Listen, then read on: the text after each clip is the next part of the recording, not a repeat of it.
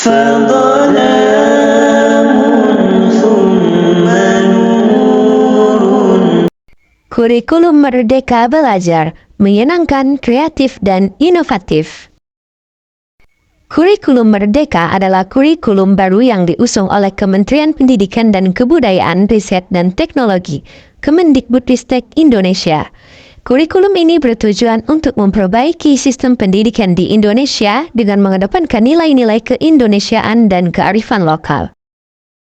Salah satu konsep penting dalam kurikulum Merdeka adalah konsep pembelajaran. Konsep pembelajaran dalam kurikulum Merdeka mengacu pada pendekatan yang berpusat pada peserta didik. Artinya, peserta didik dijadikan sebagai subjek utama dalam proses pembelajaran. Peserta didik tidak hanya diberikan pengetahuan dan keterampilan, tetapi juga diberikan ruang untuk mengembangkan kemampuan diri dan kreativitasnya.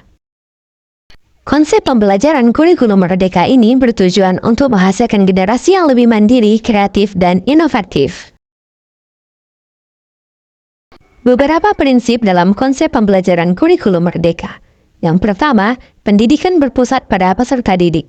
Pendidikan bukan hanya tentang guru yang memberikan pengetahuan, tetapi juga tentang peserta didik yang belajar untuk mengembangkan diri. Guru dijadikan sebagai fasilitator untuk membantu peserta didik dalam mengembangkan potensi diri. Yang kedua, pengalaman belajar yang menyenangkan. Pembelajaran yang menyenangkan dapat meningkatkan minat dan motivasi peserta didik dalam belajar. Oleh karena itu, pembelajaran tidak hanya dilakukan di dalam kelas, tapi juga di luar kelas dengan melibatkan kegiatan yang menarik dan bermanfaat. Ketiga, mengembangkan kreativitas dan inovasi. Peserta didik didorong untuk berpikir kreatif dan inovatif dalam menyelesaikan masalah.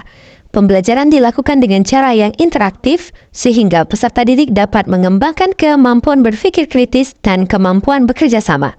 Keempat, pembelajaran kontekstual. Pembelajaran disesuaikan dengan konteks kehidupan sehari-hari peserta didik. Kurikulum Merdeka mengutamakan pembelajaran yang berbasis pada pengalaman dan kearifan lokal. Peserta didik akan belajar tentang nilai-nilai lokal dan mengaplikasikannya dalam kehidupan sehari-hari. Kelima, pembelajaran yang inklusif. Pembelajaran tidak hanya dilakukan untuk peserta didik yang memiliki kemampuan akademik yang tinggi, tetapi juga untuk peserta didik yang memiliki kemampuan yang berbeda-beda. Pembelajaran dilakukan dengan cara yang menyenangkan dan menyediakan kesempatan yang sama bagi semua peserta didik untuk mengembangkan potensi dirinya.